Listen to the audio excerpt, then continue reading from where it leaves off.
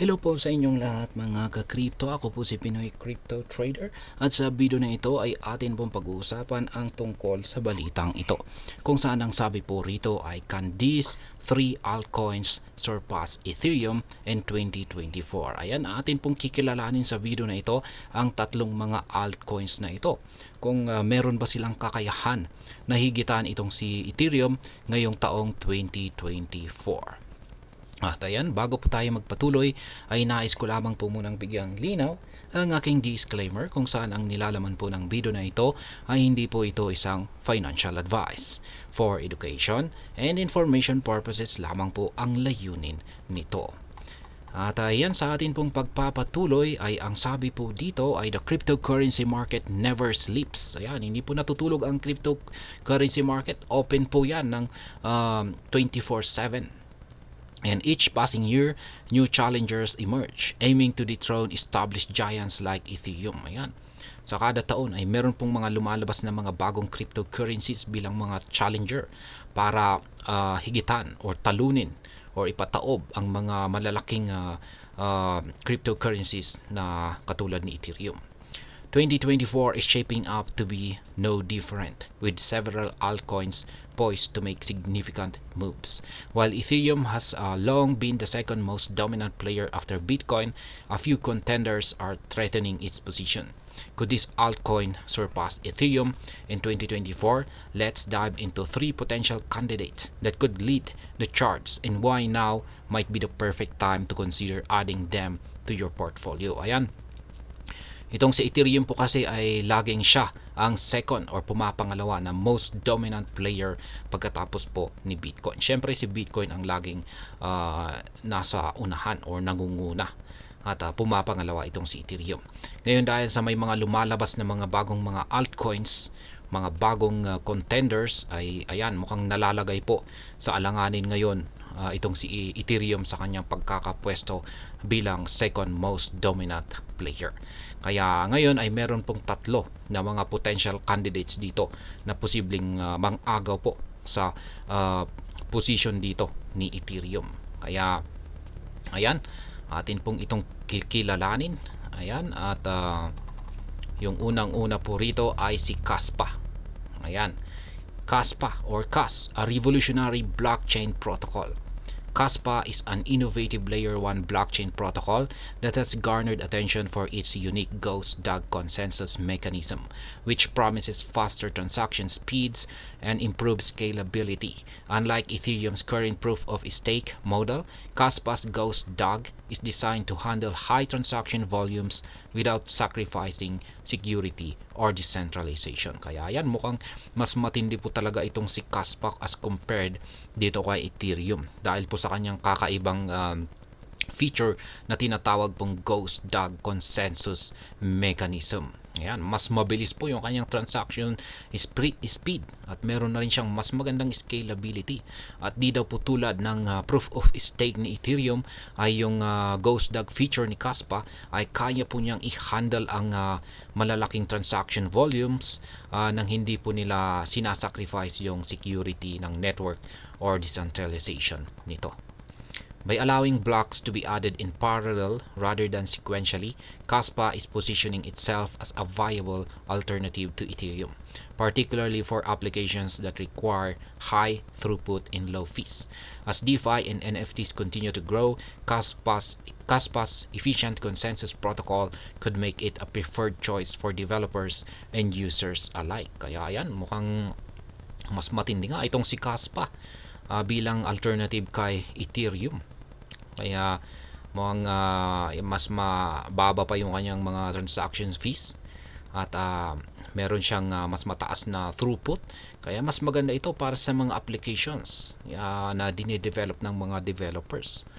Kaya ayan, isa po itong preferred choice ng mga developers itong si Kaspa. Number 2 ay itong si Sei Network, the DeFi-focused Layer 1 blockchain. Say Network is another promising altcoin that aims to tackle some of the key challenges faced by Ethereum, specifically within the decentralized finance sector. Say Network is a layer 1 blockchain that has been optimized for DeFi applications, offering sub-second transaction finality and high throughput.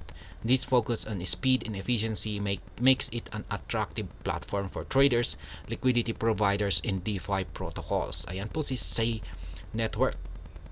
Ayan, mukhang matindi na rin po siya sapagkat siya po ay isang layer 1 na blockchain at siya po ay may optimize po siya para sa mga DeFi applications. Kaya ayan, siya po ay nakafocus sa speed at saka efficiency. Kaya napaka-attractive po ito para sa mga traders.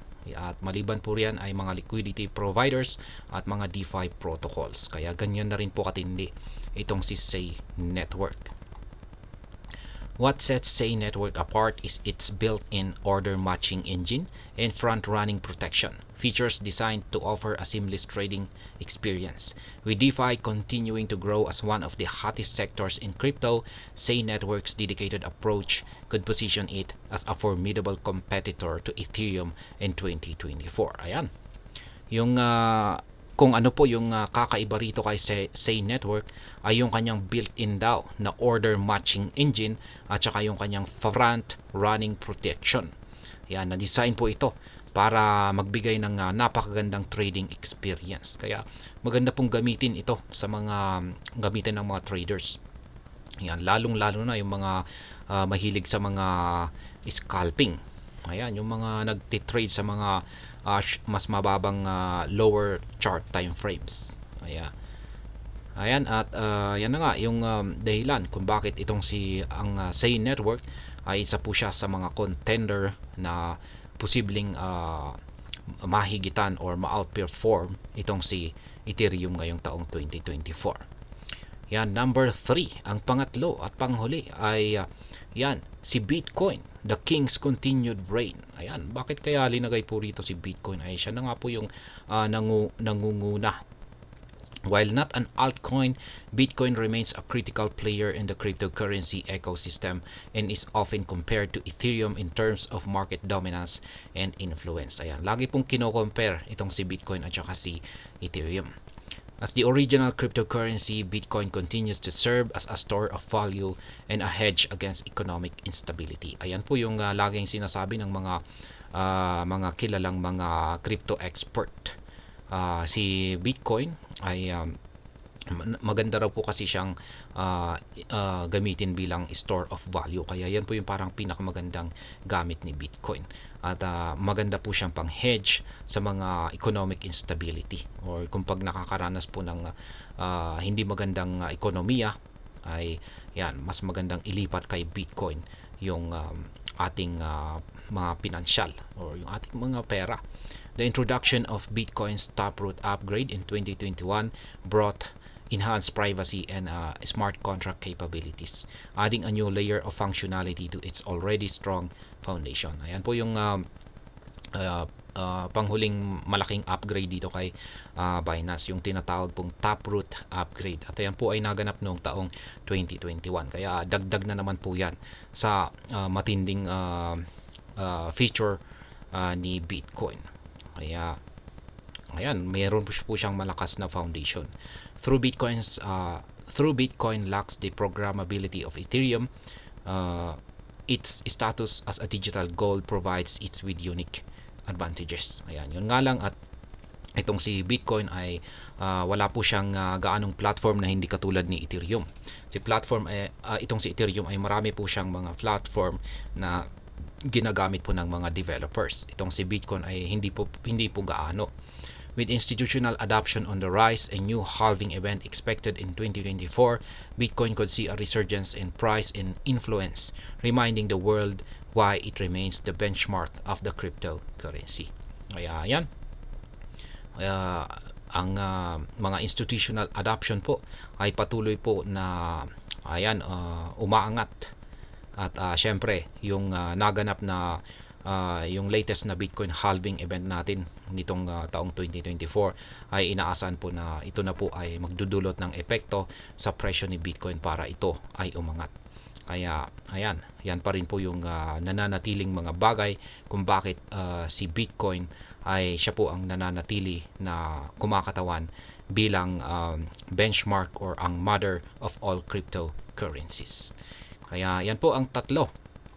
Yan, na mga altcoins. Yan, hindi naman po altcoin itong si Bitcoin. Kaya parang yung talagang alt contender lamang po talaga natin dito ay si Say Network at saka si Kaspa. Kaya ayan, si Say Network at saka si Kaspa ang dalawang altcoins na posible pong magpataob dito kay Ethereum ngayong taong 2024. Kaya ayan, hanggang dito na lamang po tayo sa video na ito mga ka-crypto. Sana po ay inyong nagustuhan ang aking paliwanag sa video na ito. Kung inyo po itong nagustuhan, pakiclick lamang po ang like button nito. Para naman po sa mga bago lamang dito, kayo po ay aking inaanyayahan para mag-subscribe. Pakiclick na rin po ang bell icon nito dahil ito po ang siyang magsisilbing notification nito sa mga bago kong videos na akin pong ina-upload sa aking YouTube channel na ito. Marami pong salamat sa panunood. Ingat po tayo lagi at God bless po sa ating lahat.